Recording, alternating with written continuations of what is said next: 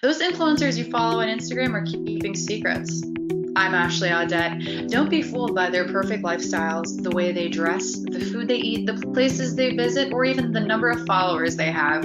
Because while some might be truthful, some influencers have been caught buying fake followers and engagement to inflate their clout online. If influencers can buy followers and engagement, what other secrets are they keeping from their followers? Do you think that influencers are honest with their followers? Big influencers, no. Smaller, I think they're a bit more genuine.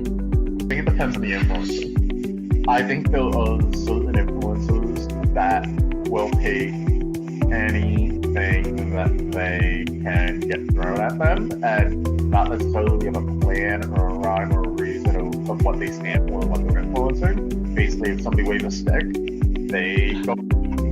I think that there's always going to be people who do, no matter what, because that's who they are, that's what they value as. They don't want to go and promote something that isn't them. There will always be, because of the fact we are humans and it's human nature to enjoy money, that's going to go away. If they can just do something for a lot of money, I think no doubt that that's going to interfere with that. Probably not 100% honest, but I would say they wouldn't put a product up there if it was harmful, or harmful to their brand, but there's definitely like influencers that will take a deal just because it's funny, and you can tell.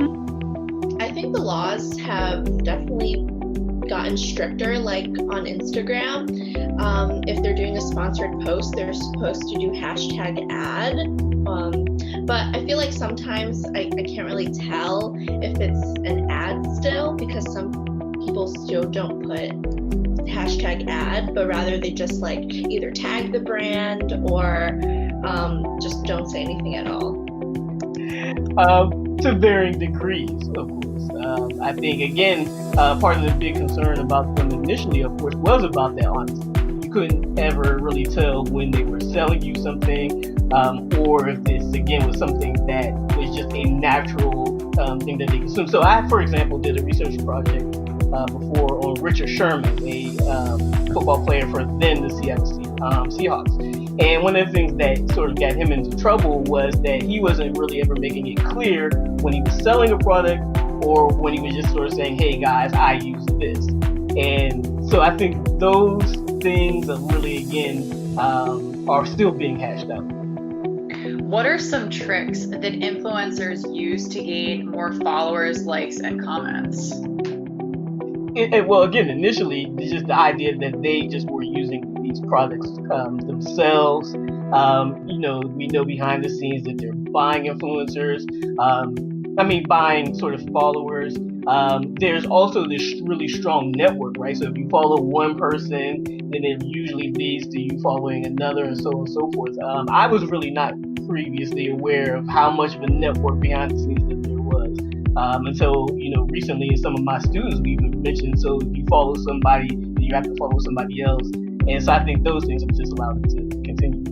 I think a lot of influencers buy their followers and engagements, which a lot of, day-to-day users probably don't know this. As somebody who's worked in the social media field for the past 10 years or so, it's obvious to me, and I know we've discussed this before, when you see a big jump of followers for specific influencers and maybe not as many engagements. I have never recommended a product or a place that I either A, have not tried, or B, that I actually didn't like. I know some influencers, because they're getting paid, they feel pressured to make everything sound like hunky-dory and that it's amazing. The problem is that that's not really authentic, because if I'm someone that follows an influencer and I go out and buy, say, a bottle of wine that's like $50, right? And this influencer is like, yeah, this is the best red I've ever had. Totally worth $50. $50 is pretty pricey for a bottle of wine in the grand scheme of things, because A, I'm gonna sit there and drink the whole bottle. Don't judge me. And B, it adds up really fast. So if I spend $50 and this bottle of wine is disgusting and it has horrible taste and I just don't like it, I'm gonna be really upset because that influencer told me that this is the best bottle they've ever had, and I went out and spent my hard-earned money on something that was not a good recommendation. So I would never ever recommend it. And honestly, I've actually considered doing the opposite on my blog, of doing like an anti-influencer post, because I feel like people should know the bad places so that they're not spending money to go there. So I had an experience at a restaurant and it was awful. The food was terrible, the service was awful, and they got my drink order and my food order wrong, which is pretty hard to do considering that's your only job. And I haven't posted about it yet, but I have considered it so that people don't spend time going to a restaurant when the experience is horrible. Do you find it hard to be honest with your followers? No, I don't, because I think being honest is just part of my personality, and honestly, people want you to be honest and authentic. If you're not, then no one's going to want to follow you. It's pretty easy to see who's not being authentic with their followers.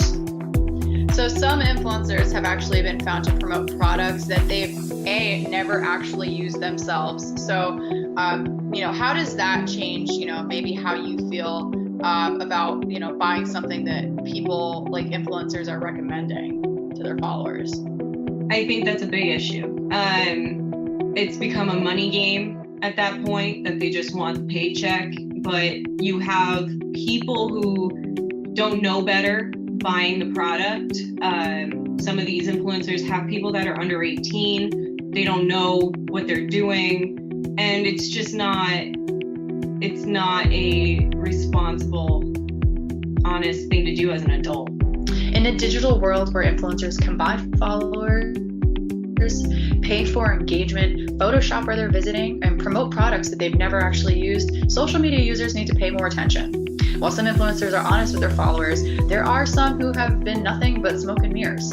But that doesn't stop people from following. So what is it about these influencers that keeps people coming back for more? Watch my next episode where I share what it is about influencers that draws you in. If you learned something valuable, please hit the subscribe button, give me a thumbs up, and share this video.